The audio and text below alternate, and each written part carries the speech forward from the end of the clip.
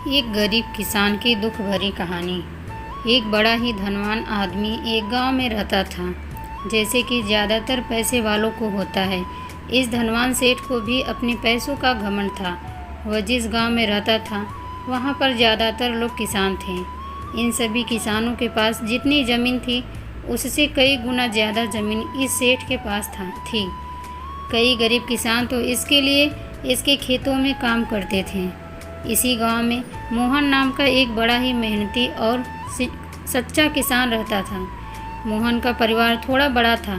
उसके परिवार में उसके बूढ़े माँ बाप, पत्नी और 3 बच्चे थे जो अभी काफ़ी छोटे थे। मोहन के पास ज़्यादा ज़मीन नहीं थी, लेकिन जितनी भी थी उसमें वह बड़ी मेहनत करता और अपने परिवार का पेट पालने लायक अनाज उगा लेता था। बाकी के किसान भी यह देखकर हैरान रह जाते थे कि कोई कैसे इतनी सी ज़मीन में इतना ज़्यादा फसल उगा सकता है। एक वर्ष उस गांव में काफ़ी ज़्यादा बारिश हुई, जिसके चलते कई किसानों की फसलें बर्बाद हो गई, जिनमें से एक मोहन भी था। अब मोहन धर्म संकट में पड़ गया, क्योंकि उसके परिवार में उसके अलावा और कोई नहीं कमाने वाला नहीं था, ना ही और अपने परिवार को भूखा मरते हुए वो देख नहीं सकता था। वह जानता था कि इस गांव में अगर कोई उसकी मदद कर सकता है तो वह वही घमंडी सेठ है, जिसने गांव के कई अन्य गरीब किसानों को या तो कर्ज दिया है या तो अपने यहाँ काम पर रखा हुआ है। हाथ पर हाथ धरे बैठे रहने के बजाय उसने इस सेठ के पास जाने का फैसला किया और एक दिन उनके पास पहुँचा। सेठ के पास पहुंचकर मोहन बोला, सेठ जी, आपकी बहुत मेहरबानी होगी अगर आप मुझे थोड़ा सा कर्ज दे दें, जिससे मैं अपने खेतों में फिर से कोई फसल उगा सकूं, या फिर आप मुझे अपने यहाँ नौकरी दे दें ताकि मेरे परिवार को 2 वक्त का खाना मिल सके। घमंडी सेठ को उसकी इन बातों से कोई मतलब था नहीं, लेकिन गांव के सारे लोगों की तरह वह भी यह जानता था कि मोहन कितनी मेहनती है और वह जिस भी खेत में काम करेगा वहाँ वह दोगुनी फसल उगा सकता है। सेठ ने सोचा, अगर मैं इसे पैसे उधार देता हूँ तो शायद यह इस स्थिति में नहीं है कि मुझे वापस लौटा सके, लेकिन अगर मैं इसे अपने खेतों में काम करवाता हूँ तो मुझे ज़रूरत दुगना फ़ायदा होगा। सेठ मोहन से बोला, देख भाई, पैसा तो मैं तुझे दूंगा नहीं, और मेरे पास अभी खेतों में काम करने के लिए कई किसान पहले से मौजूद हैं, लेकिन तुझ पर तरस खाकर मैं तुझे अपने खेतों में नौकरी देता हूँ, पर मैं तुझे इसके लिए ज़्यादा पैसे नहीं दूंगा। बाकी किसानों को मैं 300 देता हूँ, मैं तुझे 200 ही दे पाऊँगा। मरता क्या करता। मोहन ने सेठ की शर्त मान ली और उसी दिन से सेठ के खेतों में काम करना शुरू कर दिया। 2 महीनों तक नियमित सेठ के खेतों में जाकर कड़ी मेहनत करता और देखते ही देखते 4 महीनों का काम उसने अपनी मेहनत से 2 महीनों में ही ख़त्म कर दिया। सेठ उसके काम से काफ़ी खुश था, लेकिन वह कभी उसको यह जताता नहीं था। जब सेठ ने देखा कि उसका खेतों का काम अब ख़त्म हो चुका है, अगर वह मोहन को काम से निकाल देता है तो उसके 2 महीनों के पैसे बच जाएंगे। तब सेठ ने मोहन को काम से निकालने का फैसला किया। एक बार सेठ को ये विचार भी आया कि इतना मेहनती आदमी शायद उसे दोबारा ना मिले, लेकिन फिर उसने सोचा कि जब अगले साल काम आएगा तब उसने फिर से नौकरी पर रख लेगा। आखिर इस गांव में उसके अलावा है ही कौन जिसके आगे ये लोग हाथ फैलाएंगे। एक दिन सेठ ने मोहन को अपने पास बुलाकर उसको उस दिन का पैसा दिया और साथ में यह भी कहा कि कल से तुम काम पर मत आना, ज़रूरत नहीं है, अब मेरे पास तुम्हारे लिए कोई काम नहीं बचा है। जब मेरे पास काम आएगा तो मैं तुम्हें बुला लूँगा। यह सुनकर मोहन का दिल बैठ गया। पिछले 2 महीनों से कम ही सही उसके बच्चों और परिवार में के पेट में अन्न का दाना तो जाता था, अब वह क्या करेगा, यही सोचकर उसकी आंखों में आंसू निकल आए। मोहन ने सेठ के पैर पकड़ लिए और गिड़गिड़ाने लगा, सेठ जी, मुझे इस काम की बहुत ज़रूरत है, मुझे मत निकालिए। अपने मतलब से मतलब रखने वाला सेठ टस से मस ना हुआ। उसने खरी खोटी सुनाकर मोहन को वहाँ से चलता कर दिया। और मन ही मन 2 महीनों की तनख्वाह बचाने से खुश होने लगा। अगले दिन जब सेठ सवेरे उठा और अपने आंगन में आया तो उसने देखा कि मोहन उसके आंगन में बैठा है। सेठ ने उसको पास बुलाकर पूछा कि क्या हुआ, तुम क्यों यहाँ पर बैठे हो? मोहन बोला, सेठ जी मुझे वापस काम पर रख लीजिए। आप जानते ही हैं मेरी आर्थिक स्थिति कैसी है, थोड़ी दया कीजिए। लेकिन सेठ ने उसकी एक न सुनी और फिर एक बार उसे बुरा भला कहकर वहाँ से जाने के लिए कहा।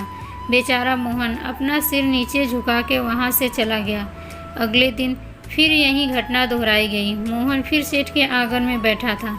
सेठ ने फिर उसको वहाँ से जाने के लिए कहा। यही घटना अगले कई दिनों तक चलती रही।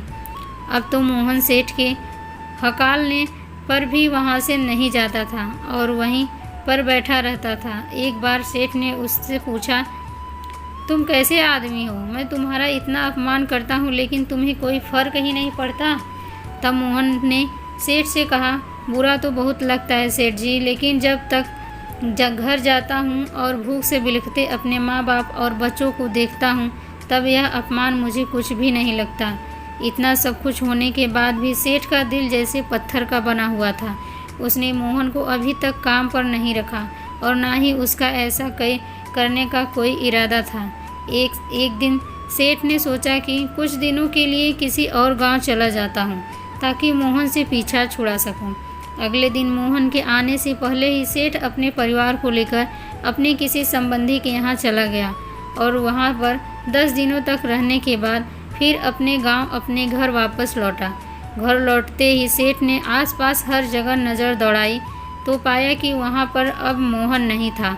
सेठ ने सोचा, मेरी तरकीब काम कर गई। लगता है मोहन से अब पीछा छूट गया है। हालांकि अब सेठ के द्वार पर मोहन नहीं बैठता था, लेकिन मोहन का विचार अभी भी सेठ के मन में घर कर बैठा था। सेठ सोच रहा था, मोहन इतनी जल्दी हार मानने वाला आदमी तो नहीं दिखता है। उसके साथ क्या हुआ होगा? क्या उसे कहीं और काम मिल गया होगा या फिर और कुछ? इन विचारों से सेठ को बेचैन कर दिया और आखिरकार सेठ को मोहन की खबर लेने के लिए गांव में जाना पड़ा।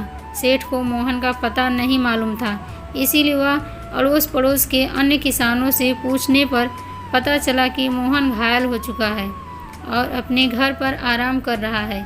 सेठ ने जब उसके घायल होने का कारण लोगों से पूछा तो सेठ को पता चला कि जब सेठ अपना घर छोड़कर किसी और गांव में गया था तब बंद घर देखकर कुछ चोर उसके यहाँ चोरी करने आए थे, जिनको रोकने की कोशिश करते हुए हाथापाई में मोहन चोटिल हो गया था। यह सब जानने के बाद सेठ का पत्थर का दिल भी अब मोम की तरह पिघल गया। सेठ को अपने किए पर पछतावा होने लगा। सेठ ने अपने आप को याद दिलाया कि कैसे उसने एक शरीफ और सच्चे आदमी का ज़्यादा काम करवा कर भी उसको पूरा पैसा नहीं दिया और जिसको गले से लगाना चाहिए था उसे ठोकर मारकर भगाता रहा। सेठ मोहन का घर का पता पूछकर उसके घर पहुंचा तो देखा कि मोहन के घर की हालत बहुत ख़राब है।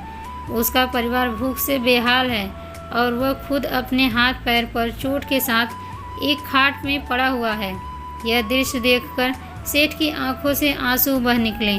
सेठ ने मोहन के पास जाकर उससे सच्चे दिल से माफ़ी मांगी, उसको उसकी मेहनत के पैसे दिए, उसका इलाज करवाया और उसको हमेशा के लिए अपने यहाँ काम पर रख लिया। दोस्तों, इस खूबसूरत कहानी से हमें कई पाठ सीखने के लिए मिलते हैं। पहला पाठ, अगर भगवान ने हमें दूसरों से बेहतर ज़िंदगी दी है तो हमें उसका फ़ायदा नहीं उठाना चाहिए और हो सके तो ज़रूरतमंदों की ज़िंदगी में भी सुधार करने की कोशिश करनी चाहिए। दूसरा पाठ, कठिन से कठिन समय में ईमानदारी और सच्चाई का साथ कभी नहीं छोड़ना चाहिए। हाँ, यह मार्ग बड़ा कठिन है लेकिन इसकी मंजिल तक आदमी ज़रूर पहुंचता है और उसका फल भी अच्छा ही मिलता है। तीसरा पाठ, जब तक हम अपने बारे में सोचना बंद नहीं करते तब तक हमें दूसरे के बारे में सोच नहीं सकते और उसका दर्द नहीं समझ सकते। किसी ने खूब कहा है, खुद के लिए जिया तो क्या जिया, दूसरों के लिए जीना ही ज़िंदगी है। दोस्तों, कहानी पसंद आए तो चैनल को सब्सक्राइब करें। धन्यवाद।